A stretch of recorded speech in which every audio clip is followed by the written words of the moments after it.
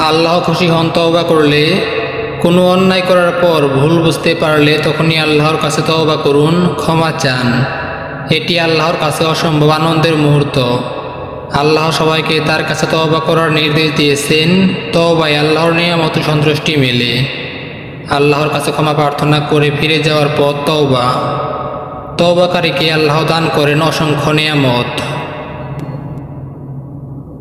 হাদিসে আছে, বান্দার তওবায় আল্লাহ সেই লোকের চেয়েও বেশি খুশি হন যার খাদ্য পানীয় সওয়ারি উট হঠাৎ গভীর মরুভূমিতে হারিয়ে গেছে।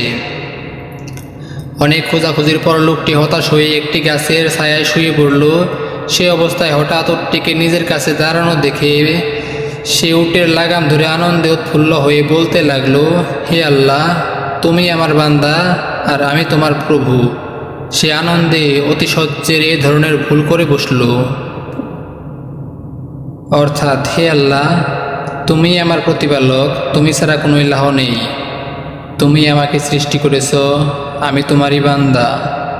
আমি যথাসাধ্যভাবে তোমার সঙ্গে প্রতিজ্ঞা ও অঙ্গীকারে আবদ্ধ।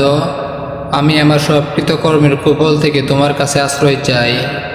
তুমি আমাকে তোমার যে নিয়ামত দিয়েছ তা স্বীকার করছি, আর আমার করা গুনাহর কথাও স্বীকার করছি। তুমি আমাকে ক্ষমা করো, কারণ তুমি ছাড়া আর কেউ আমার গুনাহ ক্ষমা করতে পারবে না।